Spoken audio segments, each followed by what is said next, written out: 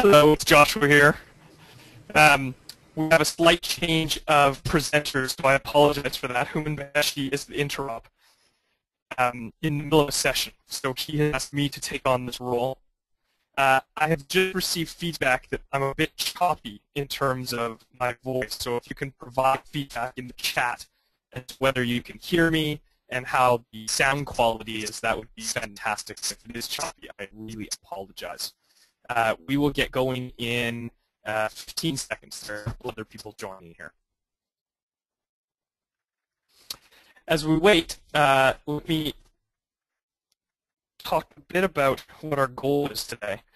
We had a session last week which was quite well attended, where we talked about Waterfalls 101, where Human went through the basics of Waterfalls. What we want to do is pick up from there, do some of the background in a much more condensed form, and follow that through with some of the really interesting things that we can gather out of Waterfalls. Now, if you are a waterfall junkie, I would really appreciate your questions. If you really spend a lot of time in this world, ask me some questions here as we go through.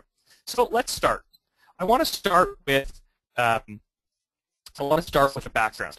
So this is a waterfall. I'm going to expect that you have some knowledge, but I want to make sure our terminology is the same. The HTML, i.e. the instruction that's coming from the server, and all of my resources. Within each component, each of those colors that we see there are different components that we're going to talk about. First tealish color that I want to focus on is the DNS lookup. I then have my TCP connection. Again, Human went through all of this last week, so we have a great session on it. I'm not going to go through and talk about the sins and the acts and all the rest of it. You can go listen to him talk about some of that stuff. We also have a time to first byte, which is something we're going to spend a lot of time talking about today. And we have the content download time. Those are the pieces we're going to talk about today. We look at problems in waterfalls and waterfalls in general. So let's take a look at some of the key performance pains. One of the key performance pains that we're going to talk about a lot and we're going to see on waterfalls is the fact that sites have too many round trips. Too many round trips is illustrated by just too many lines. This thing's too long. So after the HTML, all of my round trips. We're going to take a look at some waterfalls with real customers, and if you have some suggestions, start putting them in the question area so that I can see that. I just heard two people point out that the sound quality is not excellent. I apologize for that. I don't actually know why that's the case. I have a couple of engineers looking into that.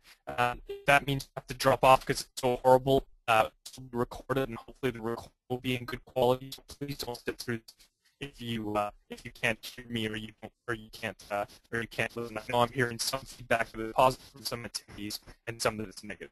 Let's keep going. I want to point out these performance pains. We're going to look at waterfalls together and just take a look at them and see what we see. Obviously, the pain is very significant. You can see it here in this waterfall. I have the HTML ending here. I've got the page loading here. This is essentially my front-end problem between the green and the blue. Too many round trips, and we'll see this on waterfall after waterfall we examine. Page is loading. It starts loading somewhere in that path.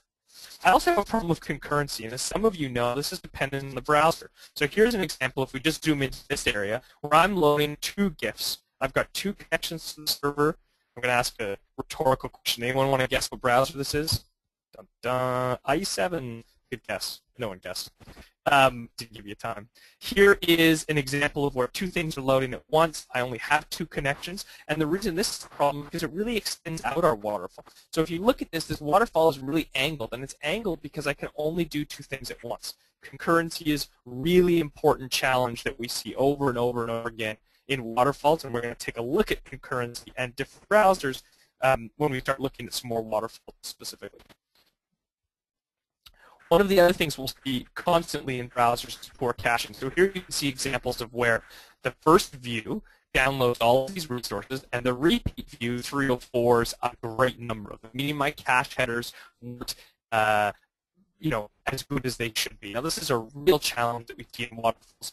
Those yellow lines, and this tool is web page test. Those yellow lines are 304s, and those 304s obviously still take time, even though this they're not going back to the server to actually get the information. They're just validating. We should know about 304s. We should be able to identify them. The tool that we're using for all this, of course, anyone who's heard me speak knows is web page test, and that's something that I really like the yellow part of this and the color scheme. Total payload is obviously a problem. Difficult to illustrate on a web page test or on a waterfall, except that you're going to see bigger blues. So the blues that we see here are a direct result of the payload size. The bigger the payload, the more blue you'll see. And as we look through some waterfalls, we'll see, some blues. We'll see where, some blues are large, some are small, and we're going to actually just go through some random exercises here. Just take a look at some waterfalls so it's as interesting for you as it is for me. Blocky JavaScript is another core issue. Notice on this example, when we hover into this area here, that this JavaScript blocks completely.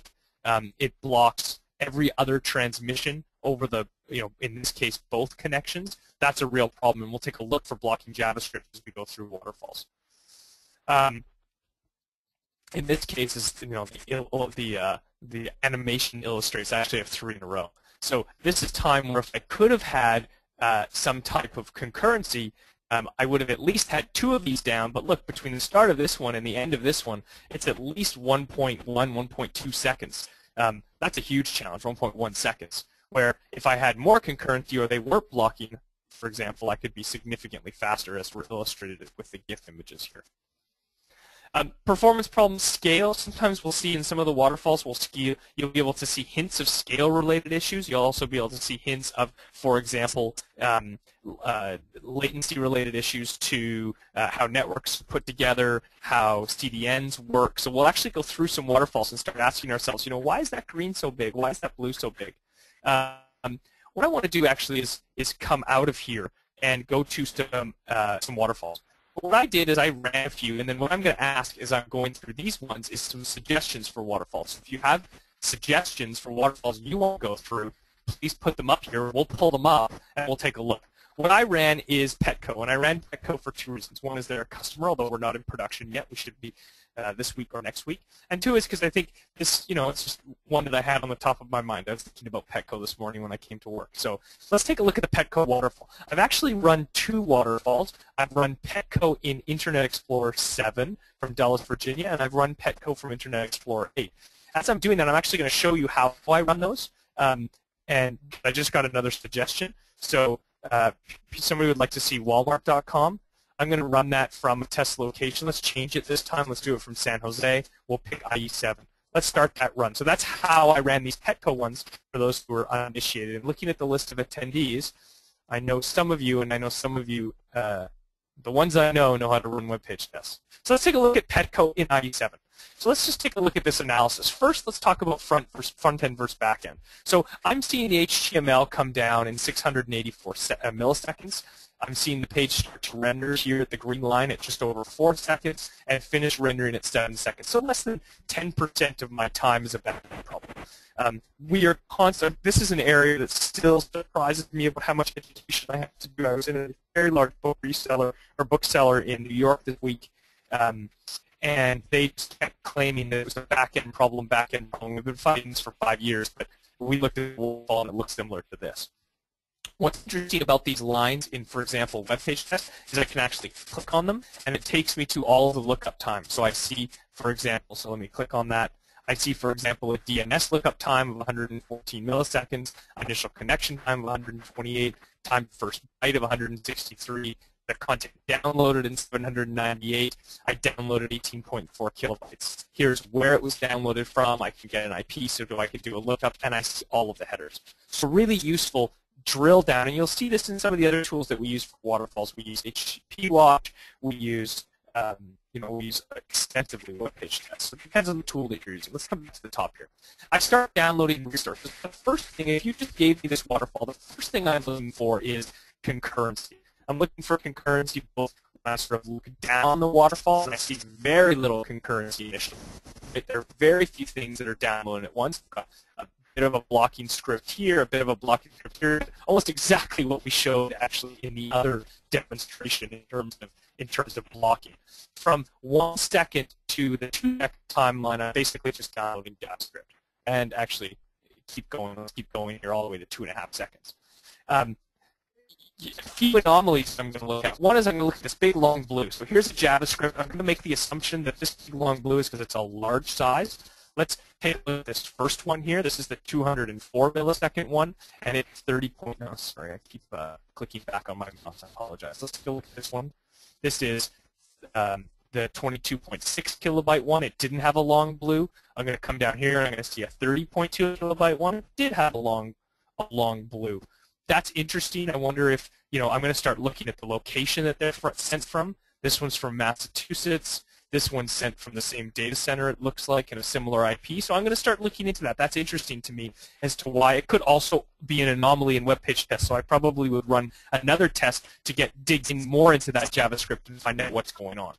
I have here an interesting anomaly here where I'm seeing a very long DNS lookup time. Now, this is an example of a third party. So I'm going to click on that, and I'm going to see this is from, or customerappreciation.petco.com. Coming from a different location, I could do a lookup and find out who that is. I actually don't know anything about this piece of application, this JavaScript. Interesting about how long it's taking. Look at that DNS lookup time. Look at that. Look at that. That's really delaying this particular waterfall. Again, one of the things when you're doing waterfall analysis is particularly important to look at a lot of waterfalls. To look at, not only a lot of waterfalls, but a lot of waterfalls for the same customer. So I actually ran the same test for 98. Let's take a look at line 14, and you'll see a very small DNS time for line 14. So that's why it's helpful to run a number of them. As I switch over here to IE8, notice the concurrency that I'm getting through my JavaScript files, through my CSS files, and notice the difference in performance, which is a direct correlation to, in this case, concurrency. That's the one difference between these browsers, the one major difference. I'm going from a start render of 2.3 here, start render of 5.1, and 11 seconds versus the sort of 5 seconds that I saw here. So if we look at the problem we illustrated early up in that waterfall, does really affect IE7. If I come over here to an IE8 waterfall, I see a lot of concurrency. I see that sort of anomalous DNS lookup going away. Let's keep looking down here. One of the things I also really like to look at is the connection view. So that's at the bottom of this, and I like to see how are the connections being used. Now this is IE8, so I'll have a better connection view, and this is an important part of waterfalls or waterfall tools. If you can get a connection view, this is really helpful. It tells me how well I'm utilizing my connections. It shows me very clearly when there's sort of some downtime, and I can take a look at least in web page tests, what's my CPU doing, what's happening during this phase where I'm getting very little action.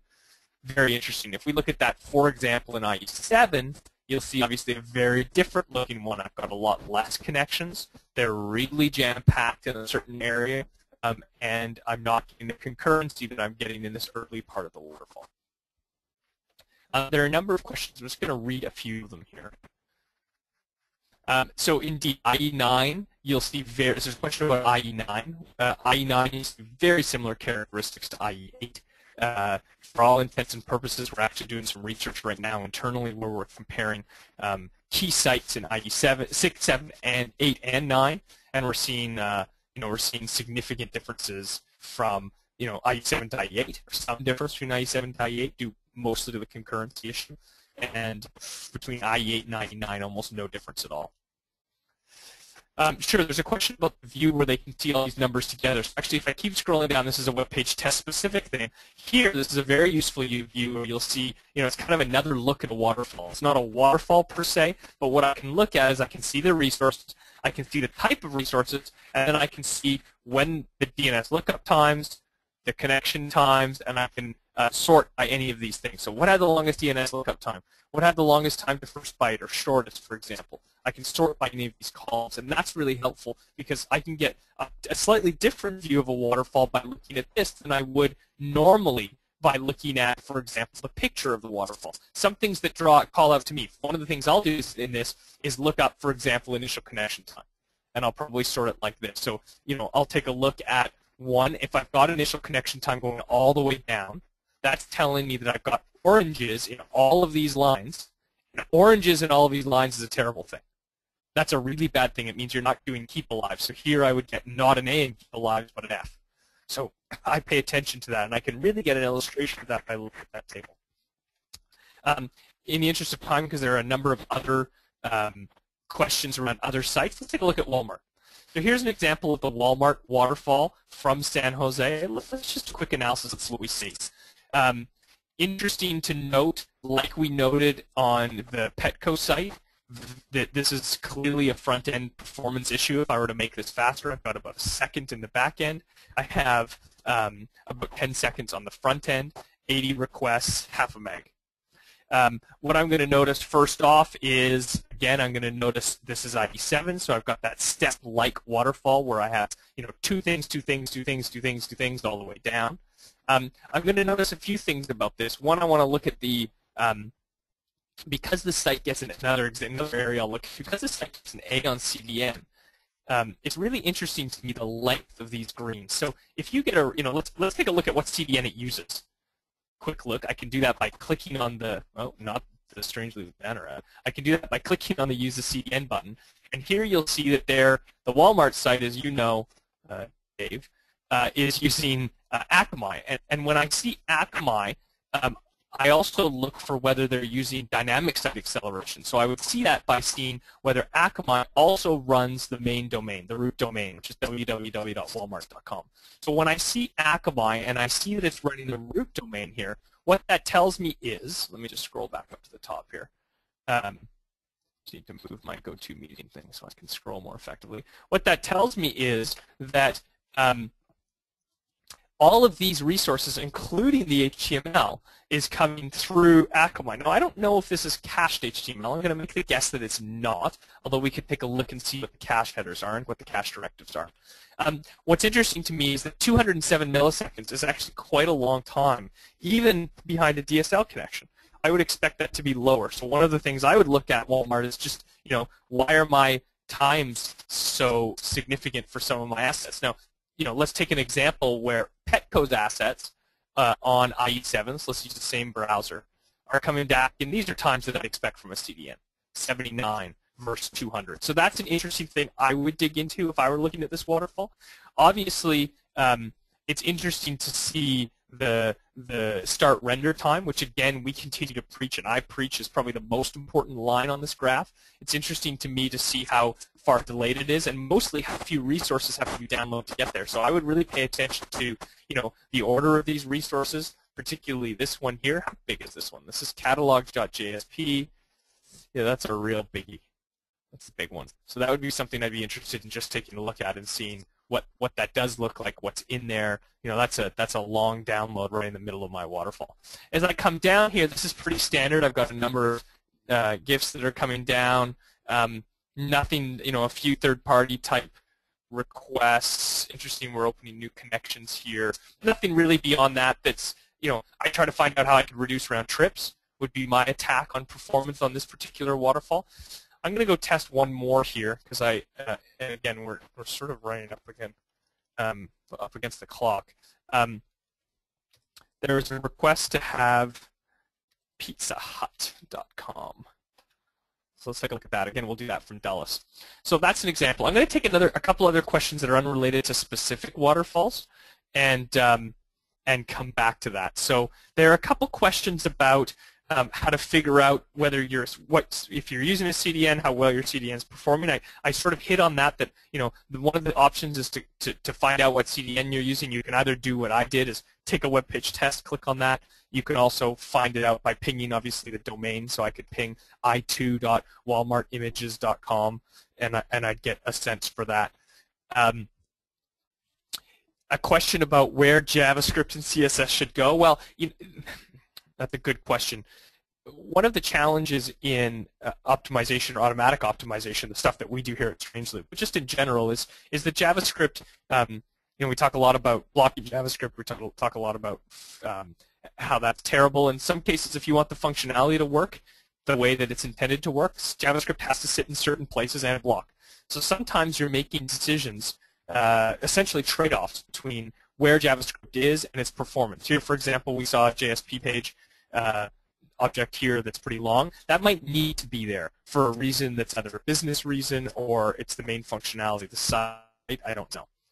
So you can't just arbitrarily move JavaScript around. You can't necessarily make rules, especially if you're using third-party tools. Let's take a look at pizzahut.com. This is the last one we're going to look at today, and then follow up with some conclusions. Again, I'm going to look at a few things. Clearly not a back-end problem on this site. 387 milliseconds is darn fast to get my entire description down. Again, I'm looking at our HTML, then I'm looking at IE7 here. I'm seeing some times that would really equate to the use of a CDN. Those are very good times for a web page test result when I'm looking at 50, 60 milliseconds. You'll see, interesting, CSS from here to here, JavaScript from here to here. So that's interesting, and you'll see the blocking nature of the JavaScript here and how much longer that is because of the blocking nature. If I come down here and look at the concurrent view, again, you'll see pretty busy connections, at least initially for those first few seconds. So that's interesting how this page is laid out with all of that CSS and then all of that JavaScript. Let's make a guess at what CDN they're using. I'm guessing it's going to be Akamai, and the answer is Akamai. Now, the fact that it's just on the quickorder.pizzahut.com domain suggests to me that it's Akamai's edge caching solution as opposed to Akamai's DSA solution, which I recently wrote a post on the blog about. We are coming up to the end here. Unfortunately, I want to answer 2 more questions. Anyone who has additional questions, I will get back to you because I see 4 or 5 that I just won't get a chance to look at, unfortunately. I want to look at an interesting experiment that I saw the other day, and I just captured a few slides on this. One was just a question around greens and latency. So here's an example of a site that was put, that we went basically directly to the server. So this is no, this is directly to the server from a Dulles test. Interested to see the average latency across all of the connections, i.e. the average green was 137 milliseconds. We then went and put all the resources on S3, Amazon's CDN, or the Amazon tool, I should say. I guess the CDN is kind of glorified. And it's interesting, the average latency went up to 320 milliseconds for S3. When I put it on CloudFront, which is effectively the CDN portion, it went down to 50 milliseconds. So this is just an interesting example of where we see some of these interesting discrepancies around how long are greens, how long are blues, what does that look like? We've got a couple upcoming webinars coming up on Thursday the 2nd. Common problems caused by third-party content. We hit on some of those issues today, but we're going to really dig into it in a couple weeks. And then the last in this sort of group of webinars is an action plan for fixing your site's performance. I'd really encourage people to go test your site, whether you do it on a web page test or you do it here. I'd encourage you to have a real understanding for what that performance looks like. And I really appreciate it. I know I'm getting some more feedback around call quality. Again, I really apologize about the call quality. We will make this better next time. And I appreciate